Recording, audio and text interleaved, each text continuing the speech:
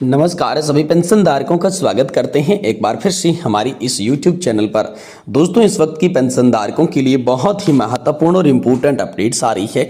जी हाँ दोस्तों, पेंशनर्स के लिए खुशखबरी बताई जा रही है। इसी महीने 3,000 रुपये, 7,500 रुपये या फिर 9,000 रुपये क्या होगी न्यूनतम EPS की पेंशन, इसको लेकर दोस्तों लेटेस्ट और नया अपडेट निकल कर सामने आ चुका है। तो हम आपको बताएंगे कि आखिरकार आपको 3,000 रुपये की पेंशन मिलेगी, 9,000 रुपये की पेंशन मिलेगी या फिर दोस्तों 7,500 रुपए की पेंशन दी जाएगी।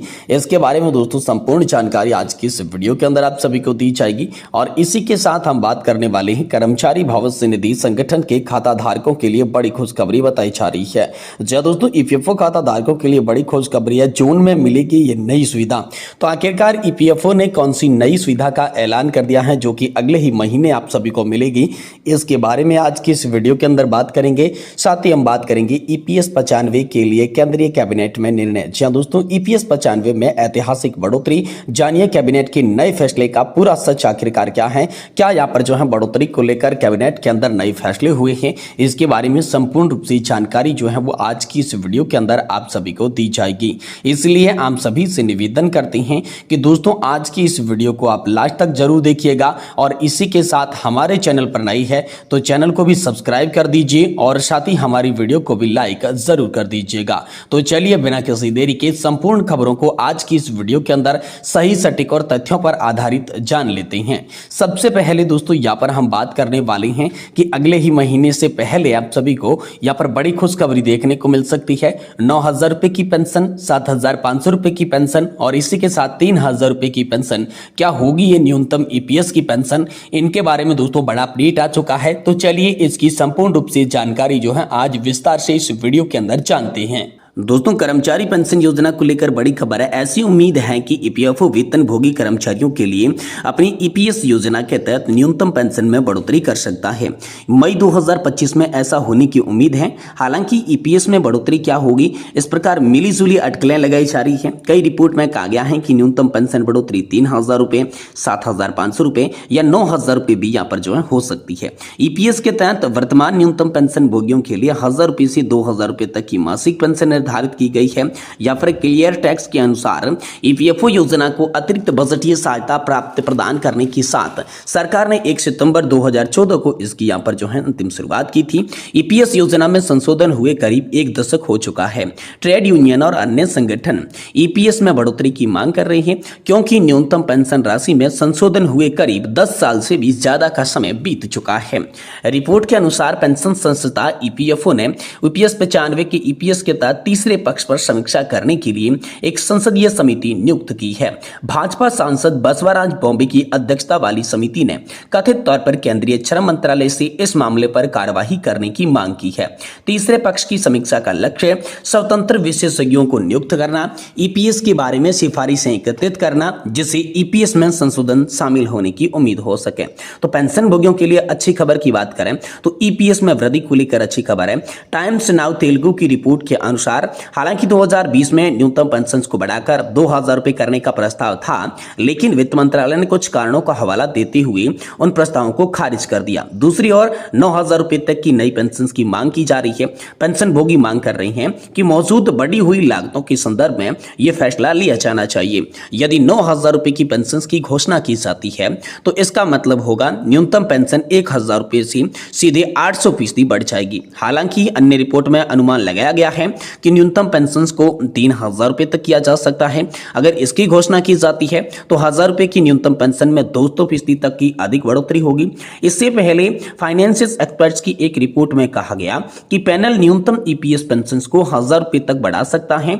FI के पैनल की रिपोर्ट का हवाला देते हुए 2014 की तुलना में 2024 में जीवन यापन की लागत कई गुना वृद्धि हुई है। अन्य प्रासंगिक कारकों को देखते हुए इस राशि में वृद्धि गंभीरता से विचार की आवश्यकता है। रिपोर्ट में कहा गया कि पैनल पेंशन को 1,000 रुपए से बढ़ाकर 7,500 रुपए तक कर सकता है। यदि न्यूनतम पेंशन बढ़ाकर 7,500 रुपए कर दी जाती है तो यह 1,000 रुपए से सीधे 650 रुपए यहाँ पर जो है प्रतिशत की भारी वृद्धि सीधे हो जाएगी, जिससे दोस्तों यहाँ पर आप सभी के लिए 7,500 रुपए की पेंशन मिलेगी, जो कि हाल फिलहाल में 1,000 रुपए की न्यूनतम पेंशन आप सभी को मिल रही है। वहीं दोस्तों EPS 95 के लिए कैबिनेट में भी बड़ा निर्णय किया गया है। तो आखिरकार पेंशन में ऐतिहासिक बढ़ोतरी वृद्धि को लेकर कैबिनेट के अंदर नए फैसले क्या हैं, चलिए पूरा सच आपको बताते हैं। ईपीएस 95 योजना एक महत्वपूर्ण सामाजिक सुरक्षा योजना है जो कर्मचारियों को उनकी सेवानिवृत्ति के बाद आर्थिक सुरक्षा प्रदान करती है। ये योजना कर्मचारी भविष्य निधि संगठन द्वारा चलाई जाती है और इसका उद्देश्य कर्मचारियों को स्थायी आय प्रदान करने का है।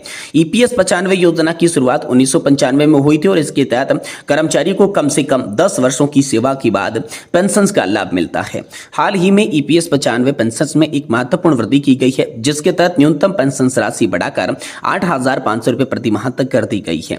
इस वृद्धि के साथ महंगाई भत्ता जोड़ा जाएगा जिससे पेंशन भोगियों को बढ़ती महंगाई के समय में भी आर्थिक सुरक्षा मिलेगी। अब सबसे पहले बात करते हैं ईपीएस पेंशन योजना के मुख्य बिंदुओं की। तो इसमें पेंशन की गणना, पेंशन योग्य वेतन भी महत्वपूर्ण हो जाता है। तो ईपीएस 95 के तहत गणना पेंशन योग्य वेतन और पेंशन योग्य सेवा के आधार पर की जाती है। यह वेतन कर्मचारी के अंतिम 60 महीनों के औसत वेतन के आधार पर निर्धारित किया जाता है।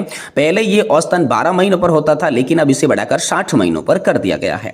अब कैबिनेट की बैठक के अंदर कौन कौन से निर्णय हुए इसको लेकर बात करें तो हाल ही में कैबिनेट की बैठक में ईपीएस 95 पेंशन में वृद्धि के लिए महत्वपूर्ण निर्णय लिया गया। इस निर्णय के तहत न्यूनतम पेंशन राशि को बढ़ाकर 8,500 रुपए प्रति माह तक कर दिया गया जो पहले 1,000 रुपए की थी। यह वृद्धि पेंशन भोगियों के लिए एक बड़ी राहत है क्योंकि इससे उन्हें बढ़ती महंगाई के समय में आर्थिक सुरक्षा जो है वो मिल सकेगी। अब पेंशन वृद्धि के कारणों की बात करें तो बढ़ती महंगाई के कारण पेंशन भोगियों की आय कम हो रही है। सरकार ने सामाजिक सुरक्षा को मजबूत करने के लिए ये कदम भी उठाया है। साथ ही कर्मचारी संघों ने लंबे समय से पेंशन वृद्धि की मांग की थी इसलिए कदम उठाया है। यानी कुल मिलाकर बात करें महंगाई, सामाजिक सुरक्षा और कर्मचारी संघों की मांग को देखते हुए पेंशन वृद्धि करना अति आवश्यक हो गया है। ये इसके पीछे के प्रमुख कारण बताए जा रहे हैं। इसी के साथ बात करते हैं ईपीएफओ खाता धारकों के लिए अगली बड़ी खुशखबरी की। ईपीएफओ के खाता धारकों के लिए कौन सी नई सुविधा मिलने जा रही है। तो ईपीएफओ का 3.0 लॉन्च होने वाला। अब आप घर बैठे किसी प्रकार के कार्य को कर सकेंगे। देश भर के 9 करोड़ पीएफ कर्मचारियों को अब इसका सीधा लाभ मिलेगा। इस नए प्रोग्राम्स के तहत एटीएम से पीएफ का पैसा निकालना काफी आसान हो जाएगा। आपको ईपीएफओ की तरफ से एक कार्ड जारी किया जाएगा जो बिल्कुल एटीएम कार्ड की तरह यहाँ पर आप सभी के लिए प्रयोग किया जाएगा। कर्मचारी भविष्य निधि संगठन से जुड़े कर्मचारियों और खाता धारकों के लिए जून में नई खुशखबरी आने वाली है। वर्जन 3.0 लॉन्च करने वाला है ईपीएफओ। इसके द्वारा पीएफ से पैसा निकालना, डाटा यहाँ पर अपडेट करना, क्लेम करना काफी आसान हो जाएगा। इससे आपकी किसी भी ईपीएफओ कार्यालय के चक्कर काटने की जरूरत नहीं पड़ेगी।